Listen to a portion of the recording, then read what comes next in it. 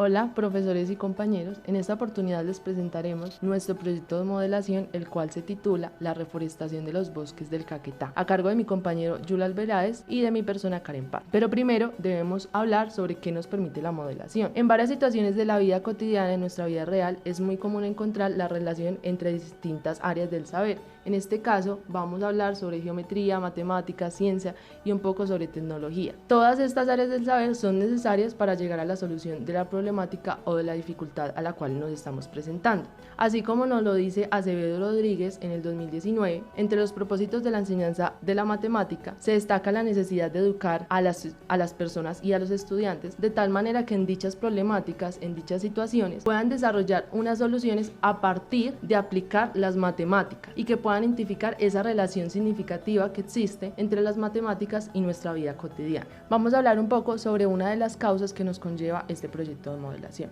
la deforestación. La deforestación se encuentra dentro de las principales problemáticas a nivel mundial. En la medida de que se talan los árboles, va desapareciendo una serie de contribuciones que estos le hacen a nuestro planeta, como puede ser proteger la capa vegetal del suelo, aportar al ciclo del agua, entre otras. Algunas de las causas de deforestación en nuestro país son las siguientes: los cultivos ilícitos, el desarrollo urbano, lo cuales son las vías, la ganadería extensiva, la minería ilegal y la tala indiscriminada de nuestros árboles. Para contrarrestar los efectos de la deforestación se ha planteado la reforestación, para así recuperar y seguir contando con los beneficios que nos aportan los árboles. Por esto, el propósito de nuestro proyecto es presentar un modelo matemático el cual nos ayude para reforestar nuestro territorio, basado en el método de siembra 3 bolillo, utilizando cedros y árboles de café.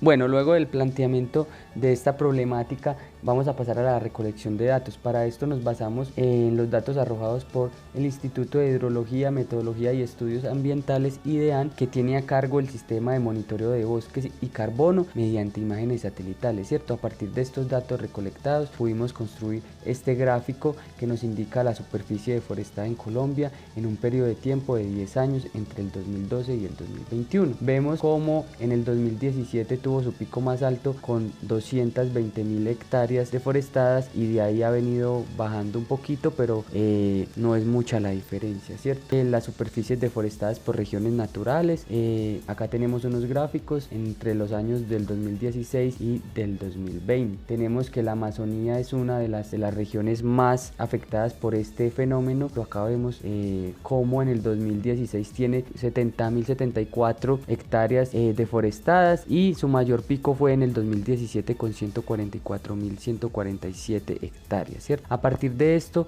nos vamos a basar en esta región y vamos a analizar los departamentos. Acá tenemos pues la superficie deforestada por departamentos. En esta región tenemos otras gráficas en estos mismos 5 años. Vemos cómo el Caquetá es el departamento más afectado por esto, por la deforestación en todos los 5 años, ¿cierto? Entonces por eso vamos a elegir este departamento.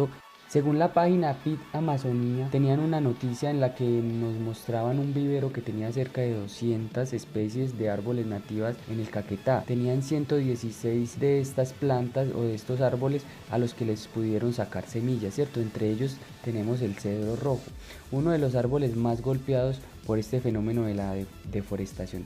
Este árbol tiene unas características muy importantes para la reforestación, ya que, como decían o indicaban Torres y Ramos en el 2004, es una especie con alto potencial para la reforestación productiva en zonas degradadas de selva y en zonas secas y áridas. Estas características son muy similares a las del Caquetá, entonces nos puede servir. Según el libro Árboles de Centroamérica, que es una recolección de la información de los árboles nativos de esta tierra, de Centroamérica, escrito por Cordero, nos indican que el cedro rojo tiene beneficios cuando se siembra con otros cultivos. En este caso nosotros lo vamos a analizar con el cultivo del café, cómo este cultivo del café le da unos beneficios al cedro rojo y cómo el cedro rojo también le da unos beneficios a este árbol de café.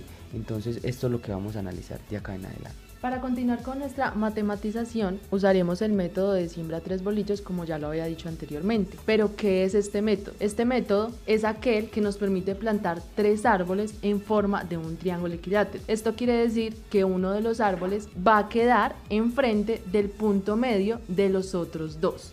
Esta plantación nos permite también optimizar el espacio, entonces vamos a lograr una mayor cantidad de árboles sembrados. Nuestro compañero Yul anteriormente nos suministró unos datos de deforestación por hectárea de bosque. Entonces, para poder idealizar un poco nuestra matematización, vamos a tomar un terreno de 1 hectárea. Es decir, vamos a tomar una superficie con un cuadrado de lado por lado 100 metros para tener un área total de 10.000 metros cuadrados.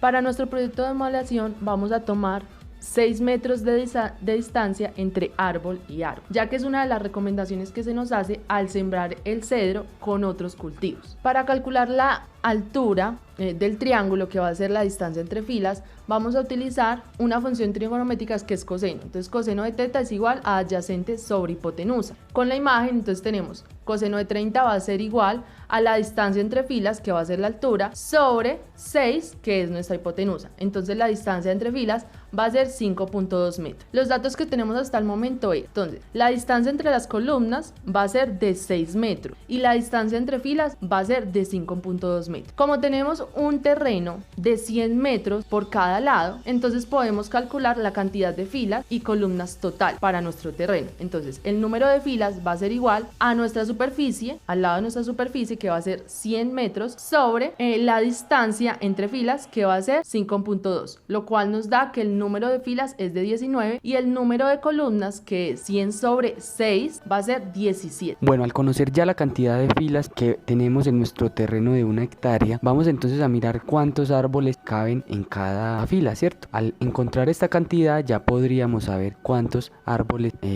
van a ocupar o cuántos árboles se pueden meter en este terreno. Para esto usamos GeoGebra para ubicar nuestros puntos. En esta primer parte tenemos los árboles ubicados con una distancia de 6 metros y en las filas con una distancia de 5.2.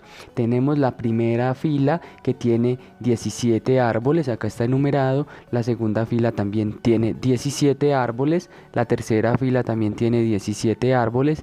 Entonces concluimos que cada fila de nuestro terreno va a tener 17 árboles. Como son 19 filas en total, entonces podemos obtener la cantidad total de árboles al multiplicar 17 por 19, que nos daría un resultado de 323 árboles. Ya tenemos la cantidad total de cedros que vamos a ubicar en este terreno de 1 hectárea. Nuestra idea es que en cada triángulo construido por 3 cedros ubicaremos un árbol de café, como se ve acá en la imagen. Entonces vamos a calcular cuál es la cantidad de árboles de café que caben en este terreno de 1 hectárea. Para esto también usaremos GeoGebra para tener una representación gráfica. Acá tenemos, digamos, todos los árboles en las filas y simplemente vamos a construir esos triángulos, ¿cierto? Y vamos a llamar surcos a esos espacios que se dan entre filas, ¿cierto? Serían los surcos. Tendríamos 19 filas, entre 2 filas se hace un surco y, por ejemplo, acá tenemos 3 filas y 2 surcos.